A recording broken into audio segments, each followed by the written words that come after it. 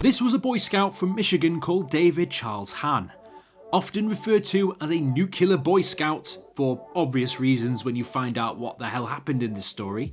He somehow created a nuclear reactor in his backyard.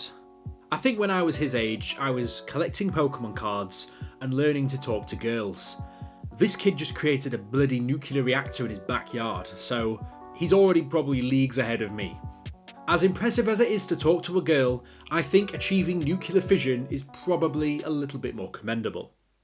Born on the 30th of October 1976 in Royal Oak, Michigan, Hahn was interested in science from a very young age. He was particularly fascinated by chemistry and nuclear science, and he enjoyed conducting experiments in his backyard laboratory. So, what kind of experiments are we talking about here? Making bottle rockets, or perhaps maybe a sandbox volcano? No, his ambitions were much more nuclear. Hahn's interest in nuclear science grew over time, and he became determined to build a nuclear reactor of his very own. He studied various scientific journals and textbooks and gathered materials such as smoke detectors, lantern mantles, and other items that contained radioactive elements. He also collected large amounts of thorium and americium, which are radioactive elements commonly found in smoke detectors. So, this guy in the 70s managed to gather all of this information from various journals and textbooks he found, then found out the materials he needed, where to find them, and then acquired the appliances in order to get those materials. Then, when he had the materials, he was able to then piece together this... I'd still find it hard to believe that he can do all this without Google, but you know what? They were a different breed back then. This is why parents these days give us things like video games, to basically keep us out of trouble and stop us blowing up the neighbourhood. Hahn began his experiments in 1994, at the age of 17. He set up a makeshift laboratory in his backyard shed using old coffee cans, duct tape and other materials that he had scavenged. He was able to produce small amounts of radioactive material and even managed to build a rudimentary nuclear reactor which he named the Atomic Energy Detector.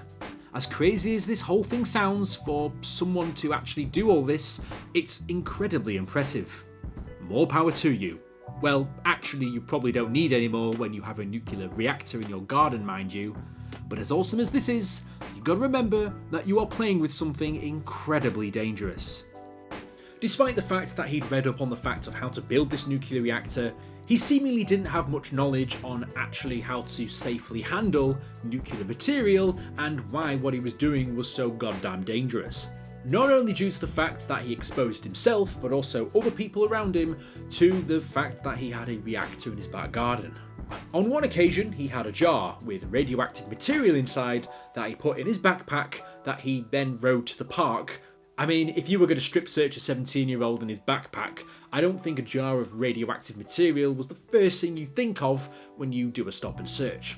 His dangerous experiments eventually caught the attention of the authorities when police officers responded to a report of a suspicious person in the park trying to get something alight.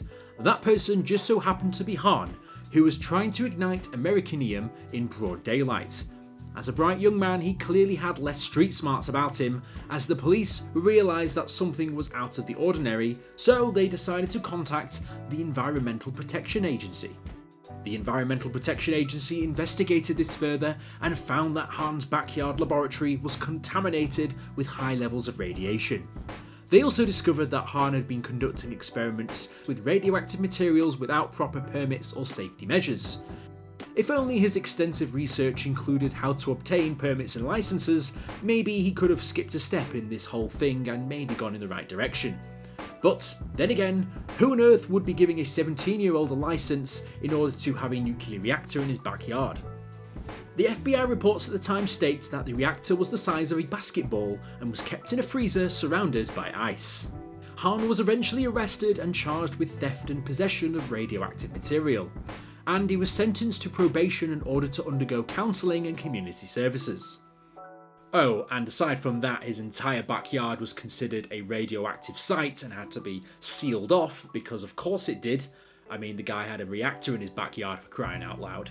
Whilst this whole event didn't stifle his interest in science, I think next time he realised that perhaps he should have done it with a bit more due care and attention, and maybe done it with the correct guidance and support there to ensure that he wasn't putting himself and everyone else around him in serious risk. His interest in science and nuclear reactors would persist even into adulthood, where he was on record having served with the US Navy and served aboard a nuclear-powered submarine. This whole thing, whilst a fascinating story, raises more questions than answers.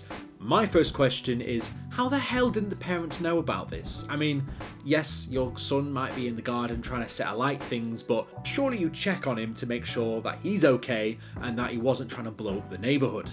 But there we are, I guess. I guess the fact that this whole thing is so strange is the reason why we're making a Brainspill video today.